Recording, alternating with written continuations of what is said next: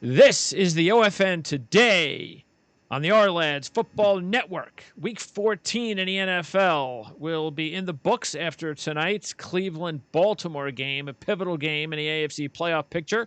We'll take a look at what happened over the weekend, including, of course, on Thursday to kickstart the week with the Rams beating the Patriots.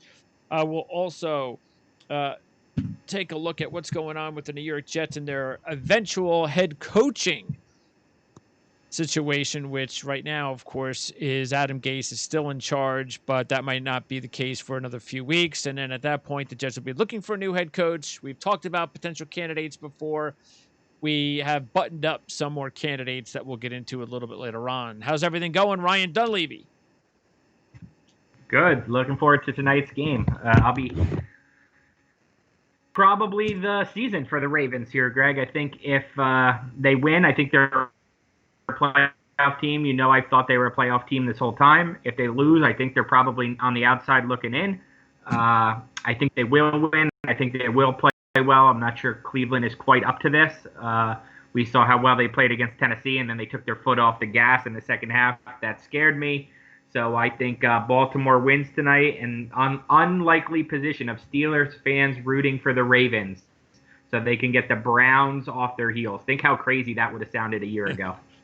Yeah. I mean, I really like Cleveland tonight. I think the way that they've been playing, considering Baltimore, if it wasn't for getting Dallas on their schedule, they might have lost another game. But this is a huge game, which is really weird that it actually is more important for Baltimore than for Cleveland, but it is. Cleveland is going to make the postseason. Baltimore, if they lose this game, even though their schedule, you would think they'd be able to potentially win their last three, that won't guarantee that they could get in. So a win tonight against Cleveland with the schedule they have, you would think Baltimore would have a really good shot to get in. But if they lose tonight against Cleveland, I'm not so sure.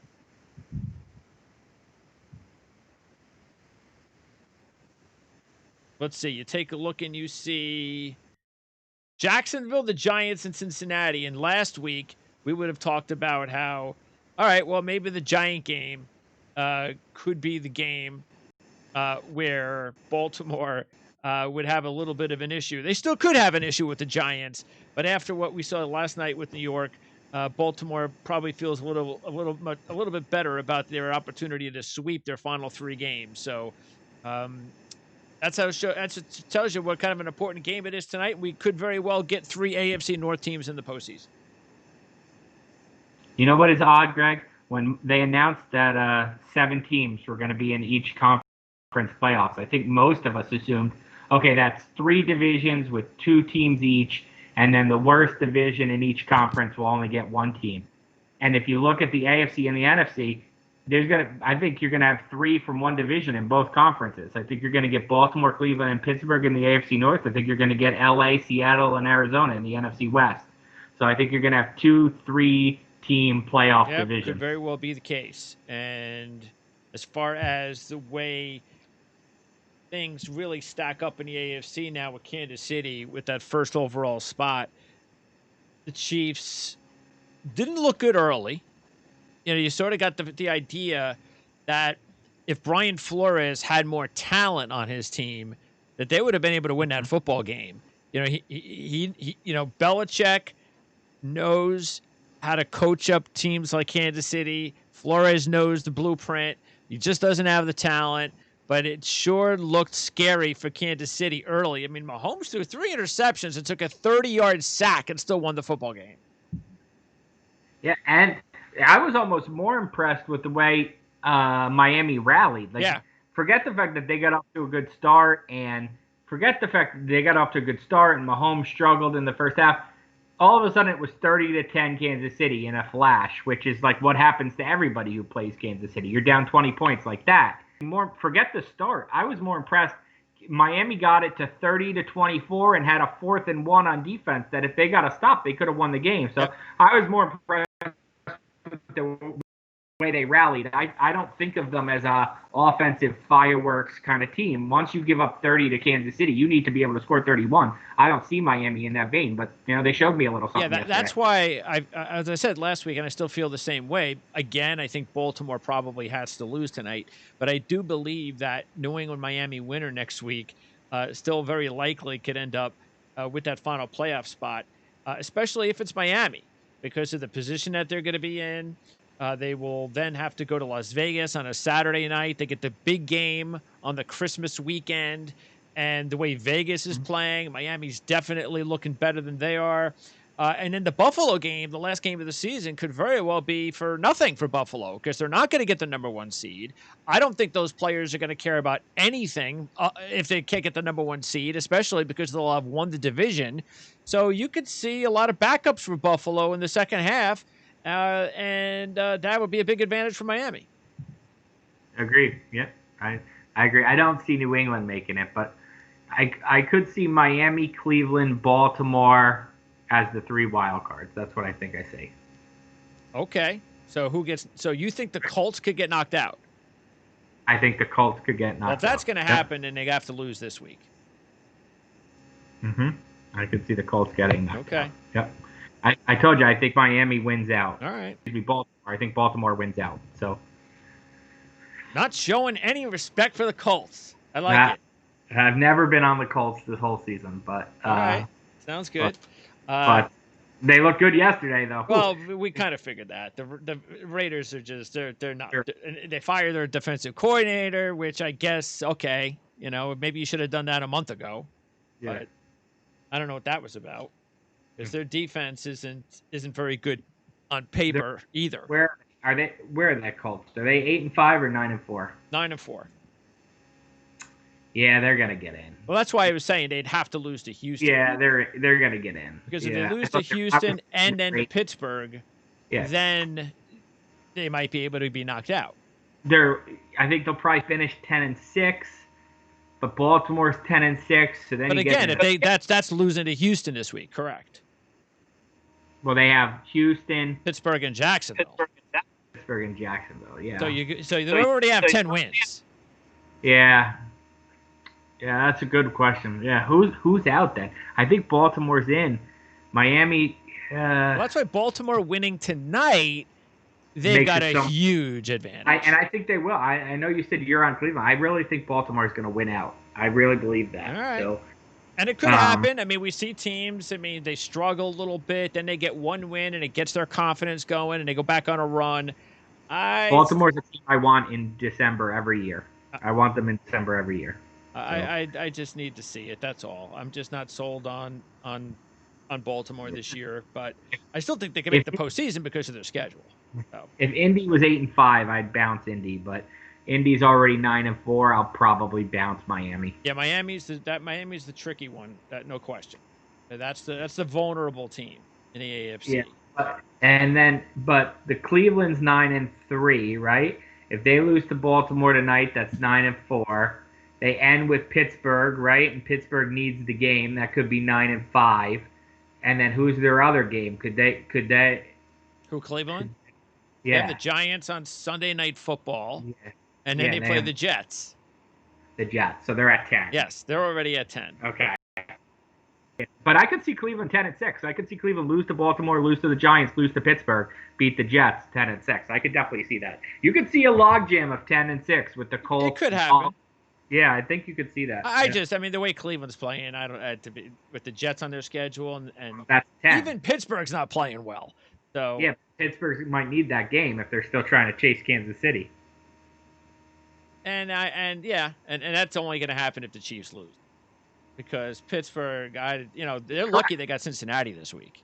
Correct, but the Chiefs, if they're a game back, you got to play the game on week 17. You got to play. That's why I'm saying let's say they lose to the Colts though, and the Chiefs don't lose, then they're done. Then they're 2 back with in the final week. It's that Colt game that they have to win. Or unless the Chiefs lose to the Saints this week. Well, that's my scenario, right? The Steelers win that game, so they're pushing for the 1 seed. So they need to win in 17. That's a loss for the Colts. And then Colts lose to Texans. They're 10-6. You get a lot of teams. You could do this on a simulator to get Baltimore, Miami, Indianapolis, and Cleveland all at 10-6. You could do that. Yeah. And to tell you the truth, it could be possible to see Tennessee with 10 wins too, because their last two games are at Green Bay and at Houston. Yep. So you could see a situation where you have all that 10-6 logjam in one team. It could happen. Yep. And let's keep in mind, even if the Chiefs lose this week, it's not going to hurt their tiebreaker situation since it's an NFC game. Yeah. You got to tell me if Breeze is playing or not. The Taysom Hill Cinderella midnight struck on Taysom Hill. Well, really, I thought it was the defense. I mean, because that's all they've been doing with Taysom Hill is what we've, 21 points, that kind of thing. But to give up all that yardage, over 200 yards on the ground. Now, I can only look at that as we don't have film on Jalen Hurts, so we don't know what they're going to do. But how could you not be prepared for them to run the football? Well, I heard this. It had been some crazy stretch, 2018 maybe, that the Saints hadn't allowed a 100-yard rusher. Yeah, that's why it was shocking. Hurts and Sanders both went over 100 yards. So you go from none in 2.5 years to 2 in the same game. Yes. I hear you, but if Drew Brees is in that game, they win the game because they're not scoring 21 points. They're scoring 28 or 31 points. So that's true. That's That's what I meant with it struck midnight. This team needs Drew Brees back. If the Saints, no question, got by whatever they were, 3-1, 4-1 with Taysom Hill, they hadn't lost. You'd sign up for that any day. Yeah, now 4-1. Yeah, they had with one loss, and you sign up for absolutely your backup quarterback. But no question. But to make a playoff run, you need. Anybody thinks they're going to be a Super Bowl team without Drew Brees, they're crazy. So I don't even think they win a playoff game without Drew Brees. Honestly, I think that is they'll have to play the first weekend now that the Packers are the 1 seed. I honestly don't even know that they beat the Bucks or the Rams or whoever the 7 seed is going to be without Drew Brees. I would say they won't, actually. Oh, absolutely. No Drew Brees, and I think the only team they could probably beat would be Washington. East. Or whoever the NFC East team is. And the Giants, now, this to me was the first bad decision, I guess, from an outsider's perspective of covering the Giants and just seeing what they're doing for Joe Judge and the way Daniel Jones played. Because it was obvious, just to me, watching Daniel Jones play, that everything that was being said during the week about there's no way Daniel Jones is going to play unless he's able to do everything that he is normally capable of doing, he wasn't. I mean, he didn't look comfortable at all. He wasn't running. I don't know what happened there with the disconnect, or whether or not they were just playing games with the media. But Daniel Jones just should not have played. No, it was all a bunch of lies. Basically, we got lied to that he was, as long as he could protect himself and run the way he normally runs, to scramble and not take sacks, and no one thought he was going to break off 60-yard RPOs, but people, the line was that if he could, scramble away from pressure or pick up 3 yards on a 3rd and 1 if he had to, that he was going to play, and so they played. So we expected that was going to be the case, and no, it was actually detrimental to Daniel Jones's long-term health. Yes, because he might not be able to play now this week. And it was detrimental to the team. You gave the team no chance to win because Arizona just teed off. They suffocated the receivers. Pass rushers teed off on the offensive linemen. You were a completely one-dimensional team. They could leave the middle open without Daniel Jones being able to run up it. It was a total. They did Daniel Jones no favors, and they did the rest of the team no favors. And it's something that. So you believe that Judge knew what they were what they were getting into health-wise, and he just went ahead with it and felt that that would still give him the best chance to win.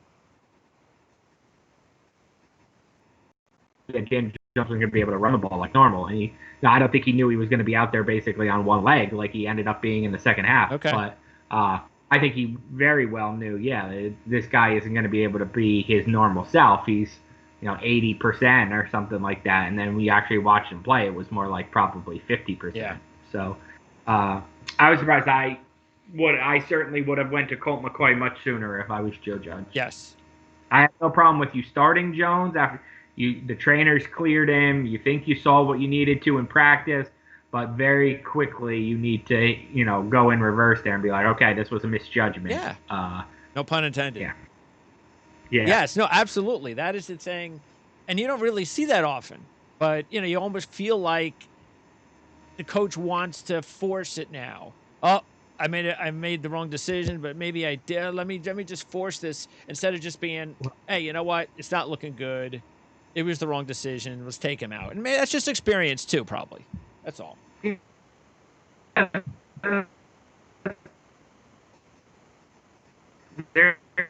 something to get him into about them and whatnot. So I was a little surprised he dug his heels in there. What was that? You broke up? I said the Giants have been they make a lot of mistakes, but they're pretty good about admitting their mistakes and correcting them. So I was a little surprised that they stubbornly stuck with Jones as long as they did. My read on Judge through 9. He's the kind of guy who, if he makes a mistake, admits it and corrects it and doesn't make it again. I was surprised he stuck in with Jones that long. And just to let everybody know, the reason we're having technical difficulties is due to the weather in this part of the country. So hopefully we'll be able to move on here and it won't be so bad. Washington, meanwhile, offensively had 193 yards of total offense, but it was their defense that came up big again with 2 touchdowns. Alex Smith goes down. So far, the news is good, negative on the x-rays. So the MRI, whatever you want to say. So let's hope, if you're just a football fan, that Alex Smith is okay and he'll be able to play next week because they definitely need him. They can't rely on their defense every week, especially against Seattle. That ain't going to happen. But their last 2 games, I wonder if this is a situation, if Alex Smith, if he's not, and he's not going to be 100%, but if he's not 90%, if you kind of just say, you look at the schedule and you go, maybe we don't start Alex Smith this week to make sure he's as close to 100% for the last 2 games. It's kind of what we were just talking about with the Giants, whether they should have just held Daniel Jones out to get him to 100%, for the next week, or you play to win every game. I don't know. I would not, after seeing what happened with Jones, and I know they're different injuries, I would not play Alex Smith unless he was 100%. Especially with his history. Yeah. Especially with his history, game you're probably going to lose. Yeah, I would probably just, take the L with Dwayne Haskins and try to win the last 2 in this division. Yeah, because if you lose Alex Smith, you might be done. Yeah, you're done. Yeah, and then that would open things up for all sorts of possibilities. Even the Philadelphia Eagles, Cowboys. What's that? How about the Cowboys? Yeah, I don't know. The Cowboys. See, they don't play the Redskins again, and they've lost to them twice. Yeah. So that would be a sweep. They'd have to win 3, and Washington would have to lose 3. The Cowboys are probably the only team who can't win the division. Yeah, Dallas. Because I don't even think they'll beat San Francisco this week. No. Dallas is probably the only team who can. Yeah. Philadelphia is at Arizona. So this is the type of game for Philadelphia where if you can beat Arizona, now you've got a shot if something happens to Alex Smith, but you have to beat Arizona. I just don't see at least they played Washington the last game of the season, but they also lost to Washington earlier this year. What we know, the only thing we know for sure in the NFC East, there's 1,000 unanswered questions. What we do know for sure is 6 wins isn't going to win it. That's what everybody. Not now.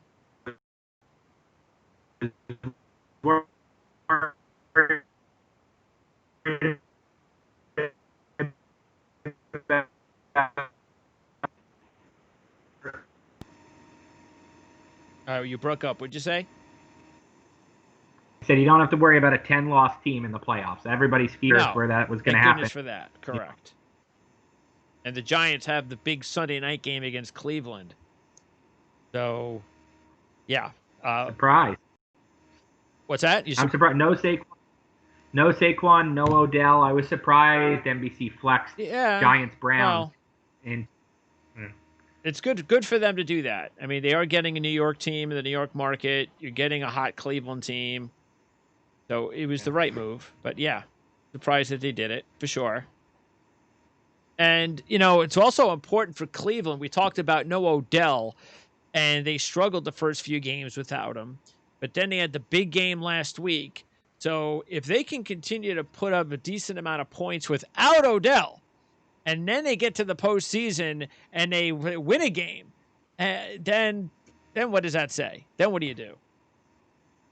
I think you keep him. I mean, still keep him. As long as he's not a distraction. Yeah. Well, he's always going to be a distraction. Yeah, worse than he has been. Yeah. His life is under the magnascope. He's always going to be a distraction. It's just a matter of if he's a good teammate or not. So he was always a distraction with the Giants because he lived his life, in the public eye. He was out the public eye. The problem with the Giants was he eventually became a bad teammate to Eli Manning, and that's why he was traded, not because he does Instagram videos. All right. Meanwhile, also I guess one of the, well, you got the wild card picture, the final playoff spot with Arizona winning. So they're back in front. And that Minnesota-Tampa game, I'm watching that game early, and for the first quarter and about 3 minutes, it was like Minnesota should have been winning that game, maybe 14-0. Instead, they didn't capitalize when they needed to. Bailey misses the first of whatever 3 misses, and all of a sudden, boom, a couple of plays here and there, and Tampa Bay's got the lead. So, yep. I mean, and then that was it. That was bad. I mean, this just shows you how important it is to have consistency in the kicking game. Because Bailey, who was a head case about a year and a half ago, it was surprised that all of a sudden found his way a little bit and actually ended up having a good season last year. And now this season's been kind of hit or miss, but then last week against Jacksonville, he was terrible. He can't hit anything now. I'm surprised that he hasn't been cut yet. No, I think it's probably coming this week. Did he take himself out of the game at one point or something? I don't know. He should have. I think I read that. I I don't know about that. You take yourself out of the game, you may be taking yourself out of the league. I think he did. Waved off. I think he waved off a few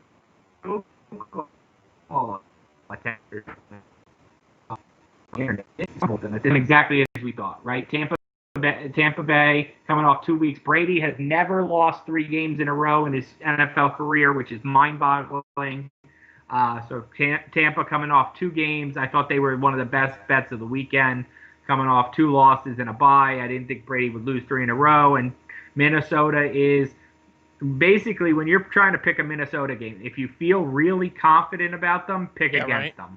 That's basically what. As soon as they look like they have something, pick against them. That's what Minnesota is under Mike Zimmer. Yeah, but that was just bad. And the funny thing too is I forget who was calling. I think it might have been Joe Buck, and he's saying, and I think it was right then, just before the missed field goal when they were up 6-0. Oh, this Minnesota offense is doing whatever they want. And so first thing when he says that, I'm like, dude, it's 6-0. It's 12 minutes to go in the second quarter. What do you mean they're doing everything they want? That would mean the score. Have you watched the Chief game lately? That's what you say when the game's 21-0. Not 6-0. And it just shows you though that with the Vikings, they are, and I don't know if it's a Kirk Cousins thing. I don't know, because a lot of times, your quarterback, he's like the lightning rod for the rest of the team. Like the way he carries himself is important. I don't know. I just don't know if that has, whether or not the team feels confident with him when they need to. But, Zimmer, we've talked about whether or not he was going to hold on to his job. He kind of saved his job for whether it was on the line or not by them actually being in the postseason conversation, which they still are. But this Kirk Cousins thing has to be taken care of. They've got to get a new young quarterback in there soon. Yeah, it's just hard because they're never going to be bad enough at no man's land. And then the interesting thing too is in that division is what's going to go on with Aaron Rodgers now, and what's going to go on with Matthew Stafford. Yeah. I mean, because if you're what's all four of those teams could have new quarterbacks by 2022. Now, wouldn't you, if you're going to do what you kind of did as an organization when Rodgers was drafted and Favre was there, then why wouldn't you just follow that and let Aaron Rodgers play for the next year or two and don't rush Jordan Love? I think he will play next year. I think 2022 is the year Jordan Love takes over. I think 2022, all four quarterbacks right now in the NFC North will be different. Kirk Cousins won't be in Minnesota. Aaron Rodgers won't be in Green Bay. Matthew Stafford won't be in Detroit, and whoever won't be in Chicago. You mean you didn't really just go crazy over Mitch Trubisky's performance yesterday? I did go crazy. I thought that was awesome. As somebody who really enjoys the NFL draft and the lead up to the NFL draft, to see Trubisky outplay Watson yesterday, I just thought I did. I thought it was comedic humor. I thought it was awesome. And you have Montgomery in your fantasy team, right? I did. That helped. Yep. Won my playoff matchup. 80 yards on the first play, and that. Montgomery and Russell Wilson against the Jets was a very friendly fantasy football playoff. Yeah. All right. So Chicago, by the way, still believes that. Look, Chicago plays Minnesota this week. So whoever wins that game will be 7-7. And we get back to Arizona because they host Philadelphia. And I don't know. Look, I kind of look at the Eagle game and the Hurts game like that typical. And Mark Lawrence brings this up a lot, and because there's a history of it, which is the team will always respond and rally around the backup quarterback's first game. Yeah, I agree. Once the first game's over, all bets are off. And I think that's where we are, especially because of the way Arizona's defense played. And they've actually been holding the team together, which is shocking that the defense has been holding that Arizona team together this year. And Hassan Reddick, I mean, if he is not the story of the weekend or the week in the NFL, if this was a Bosa or a Watt making those plays, it would be the headline story of the NFL. But because it's Hassan Reddick, it's just another, five. Well, I didn't even realize it until I saw the stats, and I was like, that can't be true. You can't have 5 sacks and 3 forced fumbles in one football game. Is that the most dominating individual performance in a game in 40 years? Yes, that's what I'm saying. It's incredible. In 40 years, it might be. So the sack became a stat in 1982. There's only been 7 games where a player's had more than 5 sacks. None of them, I can imagine. I can't say this for sure, although I remember O.C. Umenyiora had a crazy game against the Eagles one year for the Giants. Anyway, only 7 games with more than 5 sacks. Then you pair it with 3 forced fumbles. Yeah. That's one of the all-time 40-year all-time 40 of the sack era. One of the great individual performances you'll see on defense. And it wasn't. And what was also special about it was it wasn't like it was part of the 5 sacks on the quarterback. He only got one of those on each quarterback, and then he had the other one. What was it? The running back he stripped? Oh yeah. Deion Lewis was it? Yeah. Okay. Yeah. Great. Insane. Totally insane. Oh, and that. Marcus Golden, the ex-Giant, started. They had 8 sacks as a team, the Cardinals. Marcus Golden, the ex-Giant, had a strip sack of Daniel Jones on the first series of the game. Yeah, that was ugly. Yeah. Just 8 Giants offensive line alive. I mean, they just ate them alive. 8 sacks. I think it was they lost something like 60 yards lost total. And the Giants fumbled 5 times. I mean, that was bad. Yeah. Alive. Now the first fumble. Who was the returner for the Giants that got kicked? The ball kicked. Deion Lewis. That was Lewis. Okay, so I mean that's it just shows you once again the rule of you can't look at replay for everything. It's so annoying. Yep. I mean, if you look at But if you're allowed to look at replay for that, you have to overturn it. There's it's an intent rule too, though, right? Like if it's an Yeah, but don't you think that's kick, a bad? They shouldn't write that into the rule. It should be one of those sure. sort of like remember they did with the pushing out of bounds kind of deal. Yeah. You can't letter of the law, whether it's intentful or not. If you kick the ball, it's a penalty. Correct. I agree, and that's how it is in basketball. So, yeah, I think the less intent question you leave up to officials in today's day and age, the better. Meanwhile, since we're talking New York football, as I mentioned at the top, we're going to go into this, okay, more than likely when Adam Gase gets fired. And I will say this regarding the whole situation, and that is that I'm kind of still 50-50 on unless the Jets know and have a pretty good idea of who they are looking at for a head coach, I'm not so 100% sure they're just going to fire Adam Gase. I just don't think that's the way they're like the way they're thinking, and they're in that little inner circle they have there with Douglas. I just don't think it's, let's get rid of Gase because we're going to just bow down to everybody who hates him, and we're going to get rid of him, and then we just have no idea who our next coach is going to be. I'm not sold on that. I think that doesn't mean that, hey, if do you think Bill Cowher really wants to coach again? And if they have a feeling that that's the case, and they pick up the phone and they call him, and he's willing to talk to them, and he says, sure, if you fire Adam Gase, I'll talk to you. I might have some interest. Then I think they would fire Adam Gase. I don't think there's any question about that. But because I was looking at some of these candidates or what are out, the guys that are out there, and some of the top guys, I don't think they're even going to be available. I think let's just start with Bieniemy. I think Eric Bieniemy is going to go to Houston. I do too. That's where Houston or Jacksonville. That's depend. I think he'll have his choice of those two jobs, basically. And if he decides to go to Houston, and it really depends who the GM is in both places too, So yeah, they were interviewing. Jacksonville.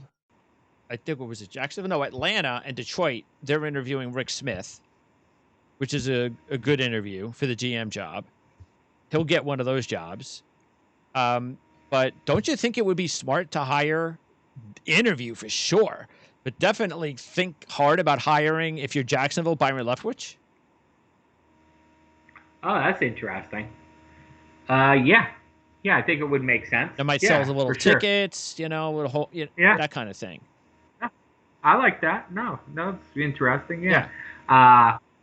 It also depends if you have the first pick or not. Oh yeah, that's a huge deal. Yeah. If you have the first pick, you can't be worried about selling tickets. You have to hire the guy who is the best possible guy. If you have the second pick, yeah, I like Byron Leftwich. Yeah, I could see that. Sure. Because you look around and you go, okay, we all know Bieniemy is the top guy that's an assistant. Okay, we know that for sure. But when we take a look at all the other candidates, they're guys like Cowher and Harbaugh and college guys like Campbell and Riley. There's just a lot of, who knows if those guys are even interested in the NFL, if they're even interested in leaving their jobs. Yeah. All of those guys might stay put. Marvin Lewis is a guy you keep hearing bouncing around as somebody who wants back in. Marvin Lewis. So the only you'd have to be like, I don't know, maybe Atlanta's got to hire, I think, an offensive guy. Talking to their people there, they remember I know how much you like the boys over at Falcoholic.com, and they had said, look, we've had so many defensive guys in charge here for so long, they have got to hire an offensive guy. So that would make sense that Atlanta would look for an offensive coach. Detroit looks like Salah's got to be the guy because he's a local guy, and that looks like a perfect marriage. Yeah, except he's a defensive guy replacing a defensive guy too. But no, I would agree with you. I think he'll get a job. He's a really impressive guy. I spent some time around him at the Super Bowl. He's a really impressive guy. Yeah, I could see him getting the job there. That makes a lot of sense. If he was an offensive guy, he would be perfect for the Jets because the Jets need. I think they need, especially in the market, I think they need a kind of more of a fire and brimstone kind of guy. It's worked with Parcells, obviously. It worked with Rex Ryan. It seems to work best for them when they have a guy. Even it worked a little bit with Herm. They need a guy that's going to be brash, that's going to just, go head to head with the media. And so I'll tell you who that guy is. It's Wink Martindale, but I don't think they can hire Wink Martindale because he's basically Rex Ryan. Now, look, he has ties to Joe Douglas, right? They're both in Baltimore at the same time. Yep. But he's Rex Ryan, right? He's the Baltimore assistant. He's brash. He's defensive-minded. I just think he's Rex Ryan 2.0. And while I think that'll work somewhere, I do think he should be a head coach. I think he should get a chance. I thought I heard good things about his Giants interview last offseason. I don't think the Jets can hire Rex Ryan 2.0 because they know how that goes already. Yeah. And look, there's a lot of Jets fans who will tell you, I love the Rex Ryan years, but he wore the show wore out here and without getting to the mountaintop. So Jets need an offensive guy. So he's not on my top 5, but if I didn't think the Jets had to have a quarterback developer, if I didn't think the Jets Rex Ryan, he would be on my top 5. If the Jets were, let's call them the New Jersey Titans or whatever, then yes, I would have him on my top 5. Well, you hit it right there because that's what hurt Ryan was his inability to find an offensive guy to run the show, somebody that worked alongside with him and they communicated well. And that's if you're going to bring Trevor Lawrence into the fold. If Martindale's going to be your head coach, boy, does he have to he has to sit in that interview and tell you who his offensive coordinator is going to be, and that guy better have a hell of a resume. And the problem with that is people say that all the time.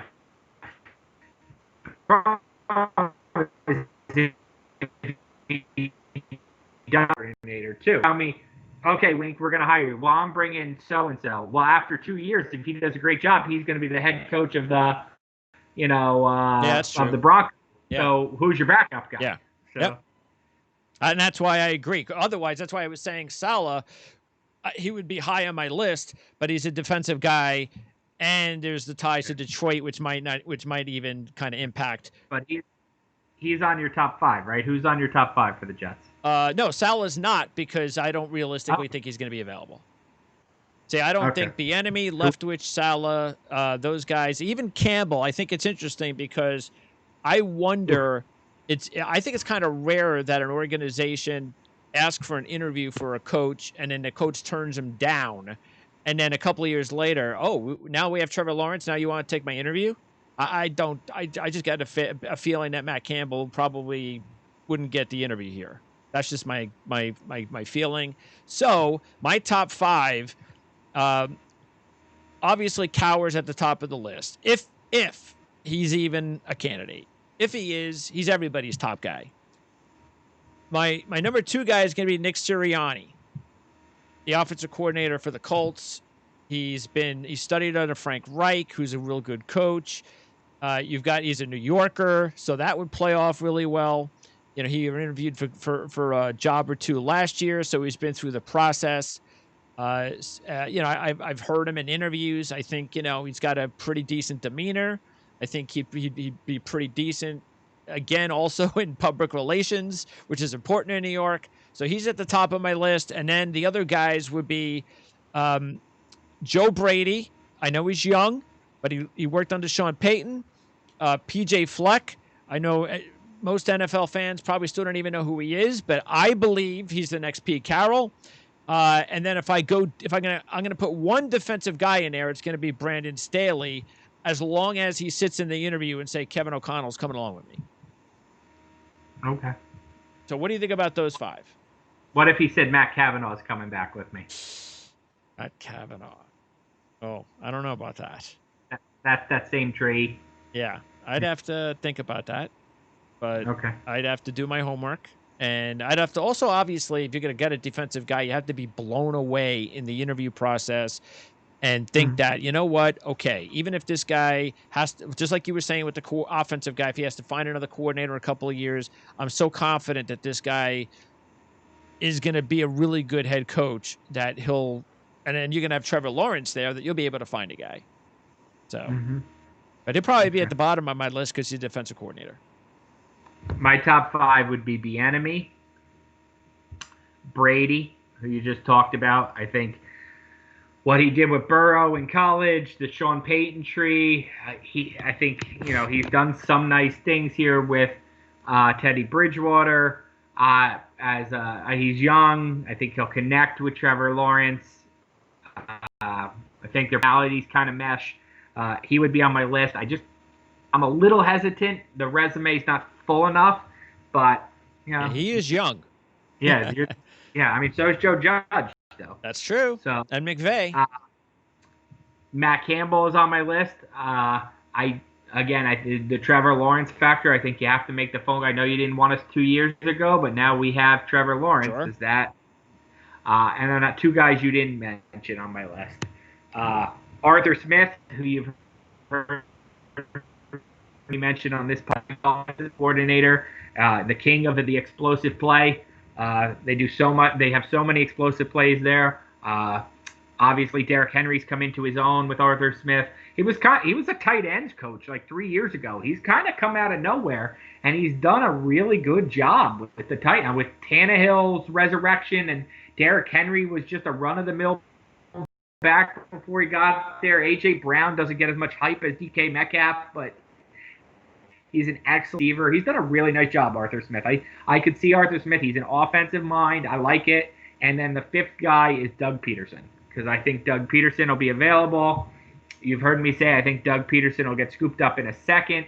I know Carson Wentz has kind of fallen apart there. I think that's more on Wentz than it is on Peterson. Peterson won a Super Bowl. That would be very sexy to a Jets ownership that cares about what the fan base thinks of them, probably a little too much, to write up that press release that says Super Bowl winning coach Doug Peterson has been hired by the Jets. I think would go a long way. What do you think about Doug Peterson?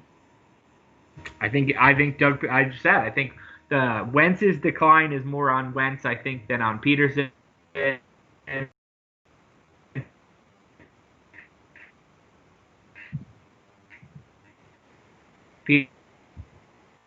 Peterson crazy to run Doug Peterson out of town. Crazy to run out of town. Yep. I mean, you look at that team right now. He's playing with 3rd-string offensive linemen. They pick the wrong receiver every time they try to pick a receiver.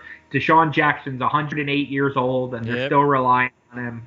I can't blame that on Doug Peterson. It might be a time for a change of scenery, which is crazy.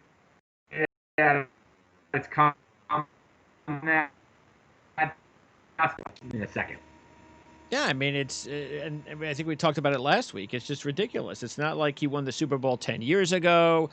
It's almost like even when the Tom Coughlin thing to me was a little bit crazy because he had won 2 Super Bowls, but I kind of understood besides the Super Bowl years, there was a lot of, and Coughlin can kind of rub you the wrong way. And he's, it's just one of those things where, okay, it's been a long time. Maybe it is time. But Doug Peterson, it's not like he's been there for 15 years. He just won a Super Bowl a couple years ago. I don't know. I don't get it either. I just don't. But, the Eagles, though, Eagle fans, if they want to kick him to the curb, then somebody will scoop him up. Doug seems to have a little bit of sensitivity to him. And that doesn't work so well in Philly. That won't work so well in New York. It didn't work for Pat Shurmur. These coaches, you got to have a little bit more let it roll off your back, All right. So as far as so right now, if you had to say, give me the coach that you think, what your gut tells you the Jets will wind up hiring. Ooh.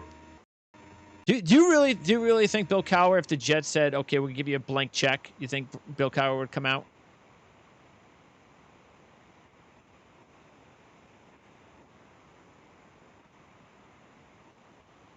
See, I know you're not like in that pose for as long as it looks because your screen. It's funny. Your screen was stuck. It was stuck when you had your hand under your chin in like thought mode. And it's kind of Yeah. nice because I had just asked you the question and it was sitting there stuck in thought. Yeah, it was like that for like 10 seconds. No, no, I don't think Phil Carroll would take the job. No, I can't imagine that of all the jobs that have opened up in the last 15 years that he's been retired, that this is the job he's going to say I have to have. I can't see that. I just All right, honestly. so who would it be? If you ask me who the Jets coach is going to be next, I would say right now, I would say Bieniemy's going there. I would say See how hard this is? This is why, I just don't think it's all cut and dry with Gase until they know they got their guy. I would say it's Arthur Smith. That's Wow. what I would say. See, Arthur Smith's a guy that is, without question, it's going to be about the interview because he's still an unknown. It's going to be about, okay, where did this guy come from? What makes him? Is he head coach material? And if you're blown away in an interview, then that could be the deal. So, okay. I would say that right now, if you ask me. All right. I'll say Sirianni. If I would say who would be my top guy, Sirianni is going to be an unknown. I'm a little bit weary of a Brady and a Sirianni because they've never been coaches before. I know they're not going to hire PJ Fleck, but I would love the brashness and the creativity and the foresight to hire a guy like that because I think that I think he'll be a success no matter where he goes. Yeah, see, I know PJ Fleck a little bit. I'm a little worried about that. Greg Schiano, Nick Saban. Oh, Pete Carroll. No. Oh, what do you mean, Nick Saban? About what? Pete Carroll. Pete Carroll's a different story. Pete Carroll came from the NFL. He knows how to be hands off with his players. I'm a little worried about the rah great recruiter at college who's going to micromanage his NFL players, who wants to determine the famous Greg Schiano story of wanting it to be 71 degrees at all times in the facility. I'm a little worried about the college guy who is used to literally calling all the shots. He's the face of the team, not the players. I'm a little worried about that with PJ Fleck. That I hear you. He would get here, and the NFL player would say, "Wait, you don't tell me what time I can eat lunch and what I can eat, and all this kind of no. You don't tell me when I can go to the bathroom, like stuff. This like militaristic college oversight." I think he's a tremendous college coach, and I think sometimes college coaches who are tremendous because they recruit and they get kids to buy in and they develop them and should realize that's where they are. I think he'll be a great I don't know if he's long for Minnesota. I think a USC or a major SEC team could snatch up PJ Fleck for sure. Don't know if he's right for the NFL. I know Greg Schiano wasn't right for the NFL. Yep. And I know Jay came up through Greg Schiano. So yeah, that's why I said I know it's a long shot. That's not going to happen. It's something though that I think would be quite interesting.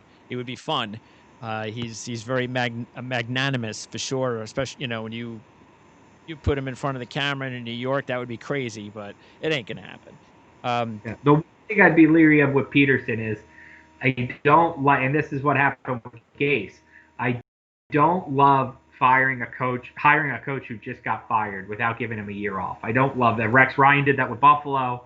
I don't love that's a good that. point. I feel like the coach got fired and look.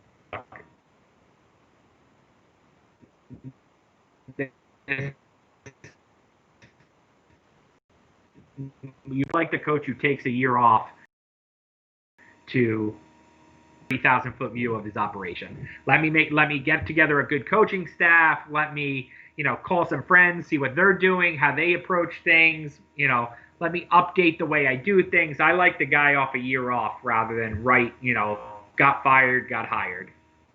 And I think Brady would be interesting because of the fact that he's so young, and he would be a fresh kind of voice, and he seems like a really easygoing guy when you hear him in interviews, and It's a short sampling size, though, as you mentioned. It's only been a couple years.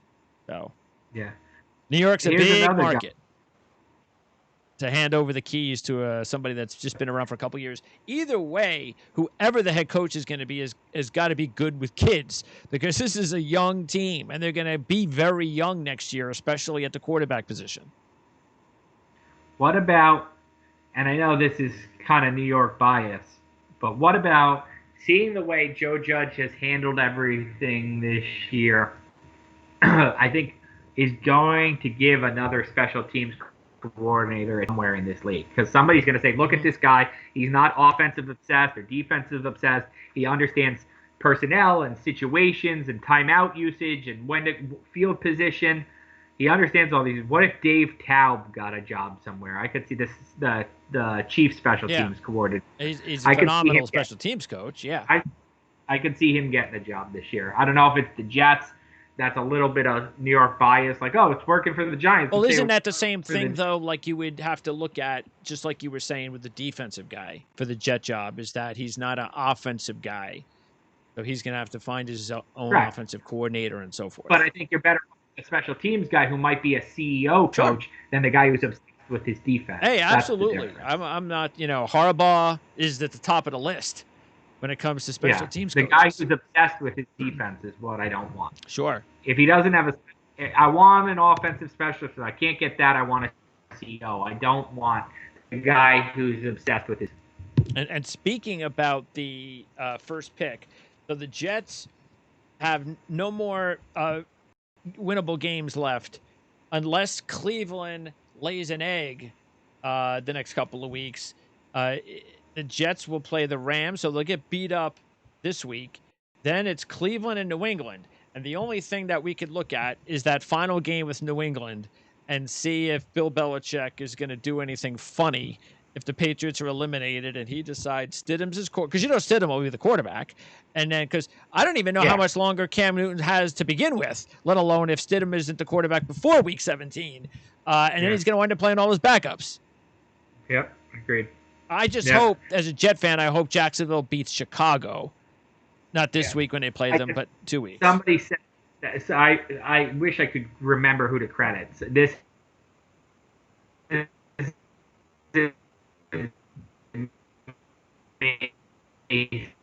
saying Bill Belichick would rather scheme to beat Trevor Lawrence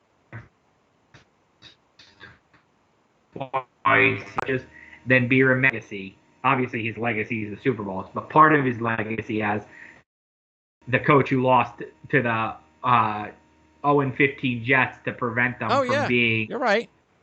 Yeah. I hear you. That would bother me. Yeah, I think the only way around that then would be if Jacksonville beat Chicago, the Jets beat Cleveland, and then then that's the only. But hey, that makes sense to me. Because Bill Belichick has enough of an ego. Yeah. Well, okay, bring on this young kid. I'll teach him a lesson. Yeah. All right, so we'll see. Jet fans have 3 more weeks to pray that they don't win another game, and Trevor Lawrence is their man. And then the playoffs, again, a big game tonight. The college football playoffs begin in a few weeks, even though I still don't really like calling it playoffs because there's only 3 games. 14. And then you have the bowl games too. The only thing I like about the college football situation is that it happens so fast. Like you go from, there's really no break. Even though I was looking at the bowl games and I felt like getting sick when I saw Western Kentucky and Texas San Antonio, and like, you got to be kidding me. You're putting bowls together with teams like that? Yeah. Well, some team, Boston College, and by the way, Jeff Hafley there will be an NFL coach one day too. Yes. But Boston College dropped out a bowl with the winning record. I think some teams, rather than go to the midlevelbowl.com, I think they'll probably say to their kids, "Thank you for giving us a great season. Go home and see your families." So. Hey, I'd like to see Rutgers beat Nebraska, and then maybe they get an invite. Yeah, I wouldn't be surprised if Shiano did the same thing though and told his kids, "Thanks for a great season. Go home and see your families. We don't need to spend in Mobile, Alabama. We'll pass." So All right. Well, let's hope he makes that. Let's hope he has a decision to make. yeah, exactly. Nebraska will go. Nebraska will go to a bowl at 0-8. So yeah. All right, Ryan. Thanks as always. We'll talk to you again when we wrap up Week 15 next week. Sounds good.